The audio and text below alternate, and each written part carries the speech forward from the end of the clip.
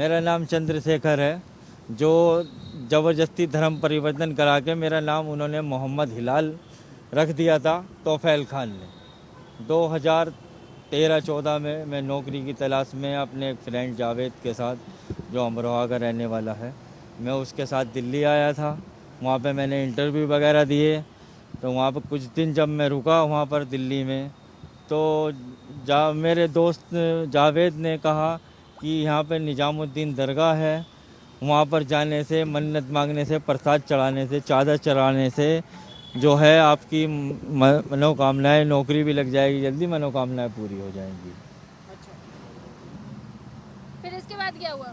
उसके बाद मैं गया दरगाह पे, मैंने प्रसाद चढ़ाया, फिर मैं घर चला गया। ये सिलसिला काफ़ी टाइम तक चलता रहा, 1-2 महीने तक। हम जब भी 2-4 दिन बाद या 1 हफ्ते बाद इंटरव्यू देने आते थे, जो डेट मिलती थी हमें, उस बीच में हम दरगाह में भी जाते थे। तो आपका धर्म परिवर्तन कैसे किया गया? वहाँ मेरी मुलाकात, जब हमारा आना जाना हो गया दरगाह पे 3-4 बार, तो वहाँ पे हमारी मुलाकात तोफैल खान से हुई, जो एक मदरसा संचालक है, जिसका मुझे पता नहीं था कि वो क्या करता है। पहले बाद में पता चला कि वो एक अवैध मदरसा चलाता है। तो उसने मुझसे कहा कि भाई आप बार बार आते हैं यहाँ पे दरगाह पर, आपको क्या परेशानी है? तो मैंने कहा कि सर ये परेशानी है कि मैं गरीब परिवार से हूँ, नौकरी की तलाश में हूँ, काफ़ी दिन से नौकरी का ट्राई कर रहा हूँ, 3-4 महीने हो गए, लेकिन अभी तक कोई नौकरी नहीं लगी है। तो इन्होंने मुझसे कॉन्टैक्ट नंबर ले लिया, कहने लगे आप 4-5 दिन बाद आइएगा, जब भी तो हमसे कॉन्टैक्ट कीजिए, हम आपके लिए इसमें कुछ मदद करते हैं आपकी। अच्छा, मदद के नाम पे इस्लाम धर्म है? जी, तो किस तरह उन्होंने आपकी मदद की? उन्होंने हमारा कॉन्टैक्ट नंबर ले लिया, हमसे नज़दीकियाँ बढ़ाने लगे फ़ोन पे, इस्लाम की बात बताने लगे कि हमारे धर्म में ये होता है, ये होता है। उनकी बीवी भी साथ में रहती थी। 1-1.5 महीने तक प्रक्रिया चली। उन्होंने एक दिन मुझसे कहा कि भाई ऐसा है, आपको सरकारी नौकरी दी जाएगी, शादी करवाई जाएगी और आपको मकान भी मिलेगा दिल्ली में। शादी किससे कराने वाले थे? शादी कश्मीरी लड़की से कराने वाले थे। उसका फ़ोटो भी दिखाया था मुझे, और कई बार वो आए। तो उसके बाद उन्होंने बोला कि जो है भाई अगर तुम्हें ये पसंद नहीं है, तुम अपनी साली से भी शादी करवा सकती हो। उनकी बीवी बोली आफरीन। आप फंडिंग की बात कर रहे थे, फंडिंग किस तरह की होती थी, कितना कुछ हवाले का पैसा वैसा? हाँ, तो जो है जब इन्होंने नज़दीकियाँ बढ़ानी चालू कर दी, इस्लाम के बारे में बताया, इनकी बीवी आने लगी, अपने बच्चों वगैरह को भी साथ लेकर आने लगी, तो फिर इन्होंने मेरा दिमाग भटकाया और जो है लालच दे के, मतलब शादी का, नौकरी का झांसा देकर, और इन्होंने मुझसे कहा कि आप कलमा पढ़ लो। तो कलमा पढ़ा आपने? हाँ, कलमा पढ़ा था मैंने। तो इन्होंने 50,000 रुपये मुझे दे के गए ये, और 50,000 रुपये देने के बाद इन्होंने कहा ये अभी रख लो, और 4-5 दिन से आप हमारे मदरसे में आ जाओ, और बाकी आपको जब तक आप रहोगे, जब तक आपकी नौकरी वगैरह नहीं लगती है और मकान वकान नहीं होता, आप हमारे साथ रहोगे, आपको 10,000 रुपये मंथली दिया जाएगा। अब आपको किस तरह का न्याय चाहिए सरकार से? सरकार से मुझे मोदी योगी आदित्यनाथ जी से, मुख्यमंत्री जी से आदेश है कि ये आपराधिक है, ये धोखाधड़ी करता है, हिंदू लोगों को मुसलमान बना रहा है, अवैध मदरसे चला रहा है, इसके गिरोह हैं। पहली बात तो ये मदरसा बंद कराया जाए, रोका जाए, तोड़ा जाए उसे, और मुझे इंसाफ दिला दिया जाए, क्योंकि जो है मेरे साथ धमकी भरे संदेश भी भिजवा रहा है कभी किसी बंदों के हाथ, और 5 लाख रुपए की भी मांग कर रहा है कि अगर आपने पैसे नहीं दिए और केस वापस नहीं लिया तो आपको और आपके घर वालों को जान से मार दिया जाएगा। जहाँ वो मदरसा चलता है वो क्या उनकी अपनी ज़मीन है या फिर वो भी किसी तरीके से हत्याई हुई ज़मीन है, हड़पी हुई ज़मीन है, कब्जा की हुई ज़मीन है? वो कब्जा की हुई ज़मीन है, भारत सरकार की ज़मीन है, उस पर भी उन्होंने वो चला रखा है, और कई मुकदमे चल रहे हैं यूपी में भी उनके नाम। और मुझे बाद में पता चला कि जो इन्होंने वादे किए थे मुझसे सारे झूठे हुए, और इसी दौरान इन्होंने मुझे आधार कार्ड वगैरह सब चेंज करा दिया, और वो है डॉक्यूमेंट से बाहर से पैसे मंगाते हैं ये, आइडेंटिटी देके, सऊदी अरब, कतर से। क्या क्या क्या कलमा पढ़वाने के बाद और कुछ भी आपसे करवाया गया या आपका किया गया शारीरिक तरीके से? क्योंकि खतना एक होता है कि भाई मुस्लिम बनना है तो खतना करवानी पड़ेगी। हाँ, खतना कराने के बाद मुझे टॉर्चर करते थे। जब इन्होंने 6-7 महीने आपका खतना कैसे हुआ?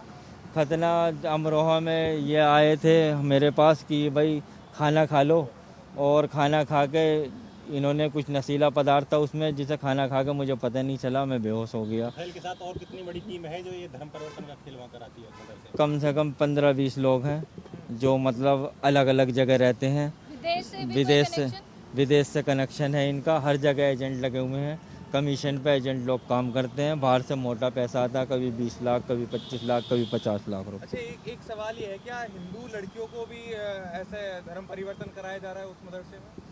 नहीं, उसमें लड़की कोई नहीं है, केवल लड़कों का मदरसा ये जो है। आप बता रहे हैं 50 लाख मोटी रकम जो आती है, लगभग आपको पता हो कौन से देशों से आती है? नाम पता है? ये सऊदी अरब और कतर से आती है, और इनका एक साथी है उमर शेख, जो इनका नंबर 2 का ये सारा काम यही संभालता है कि बाहर से पैसा आया, हवाले से पैसा आया, उसकी देखरेख यही करता है। अब ये बताइए, अगर योगी आदित्यनाथ जी आपकी इन बातों को सुन रहे होंगे और आपने दिखाया भी कि एफआईआर दर्ज की गई है, 2-3 महीने होने वाले हैं, अभी उस पर कोई कार्रवाई हुई है या कुछ मांग करेंगे योगी आदित्यनाथ जी? जी, मैं मांग करना चाहता हूँ जी कि योगी आदित्यनाथ जी से और यूपी पुलिस से कि जहाँ तक भी ये एफआईआर हुई है, अब इसमें कोई आगे कार्रवाई नहीं बढ़ रही है, कि जल्द से जल्द कार्रवाई करके और इसमें अपराधियों को जेल भेजा जाए और मुझे इंसाफ दिलाया जाए, क्योंकि मुझे माँ बाप और मेरे फैमिली वालों को जान मान का खतरा है। अगर मेरे माँ बाप को अगर मुझे कुछ होता है, और मुझे अब भी डर है कि मैं इंटरव्यू दे रहा हूँ, हो सकता है वो भी सुन रहे हों, और मुझे हो सकता है कि और भी धमकी मिले। जान का खतरा है? जी, जान का खतरा है। मैं चाहता हूँ कि अपराधियों को पकड़ के जेल भिजवाया जाए और मुझे इंसाफ दिलाया जाए कि ये मदरसा बंद हो जाए। तो इस चक्कर में आगे जो हिंदू लोग हैं जो बेकाबे में आ जाते हैं, इनका गिरोह बंद होगा जब भी कुछ होगा, नहीं तो हिंदू धर्म को ये मुसलमान बनाते रहेंगे। इनका इतने साल तक चुप क्यों रहे? आप बोले क्यों नहीं इतने साल तक? आपने कहा 2017 में मैं चला गया, 2023 चल रहा है, इतने साल तक जी। चुप्पी क्यों साधी? इन्होंने मुझे क्यों आए आप सामने? मुझे जान से मारने की धमकी दी थी, मेरे घर वालों को दी थी, लेकिन कुछ टाइम पहले मैंने देखा यूट्यूब वगैरह पे कि ये आपराधिक है। पहले मुझे इसके खिलाफ कोई सबूत नहीं था, अब मेरे पास इसके सिवा सबूत हैं, वीडियो हैं। पत्रकारों के साथ भी मारपीट करता है, हर किसी के साथ बदतमीजी करता है, और जो है मदरसों के नाम पे फर्जी पैसे लेता है। तो इसलिए मैं वकील साहब से मिला, तो वकील साहब ने मुझे हिम्मत दी। और आप इसी ये बताइए, आपके साथ कितने और लोग हैं जिनको आपने देखा वहाँ पर कि उनका भी धर्म परिवर्तन हुआ है? वहाँ पे 15-16 लोग हैं मदरसे में, लेकिन जो है उनसे हमारा कोई कांटेक्ट नहीं होता। हमें अलग अलग रखा जाता है और हमें ज़बरदस्ती बंधक बना कर रखा जाता है कि हम किसी से भी बात ना करें। अगर हम किसी से बात करेंगे, उनकी बात ना मानेंगे, तो हमें वो टॉर्चर करेंगे। यूपी में आपकी एफआईआर दर्ज हुई है। यूपी में योगी आदित्यनाथ लगातार मदरसों पर जो अवैध मदरसे चला रहे हैं, उन पर कार्रवाई कर रहे हैं, ये देखा गया है। जी, यूपी में योगी सरकार से आप क्या गुहार लगाना चाहते हैं? मैं माननीय योगी जी से, मुख्यमंत्री जी से ये गुहार लगाना चाहता हूँ कि जो मेरे केस में चल रहा है उसे थोड़ा सा जल्दी से वो कंप्लीट किया जाए, क्योंकि मेरी 10 साल की ज़िंदगी ख़राब हो गई है। ना मैं इधर का हूँ, ना उधर का हूँ, ना मेरी शादी हो रही है, ना मुझे कुछ मिल रहा है, और ना इंसाफ मिल रहा है। अभी तक 2.5-3 महीने हो गए हैं, कभी इधर जाना, कभी उधर जाना। इस चक्कर में मैं बहुत परेशान हूँ। मैं ये चाहता हूँ योगी सरकार से और प्रशासन से कि इसमें जल्दी से जल्द कार्रवाई करके अपराधियों को सज़ा दिलाया जाए, जिससे आगे वो किसी भी हिंदू भाइयों का जो मेरे साथ घटना हुई है, वो किसी के साथ ना हो।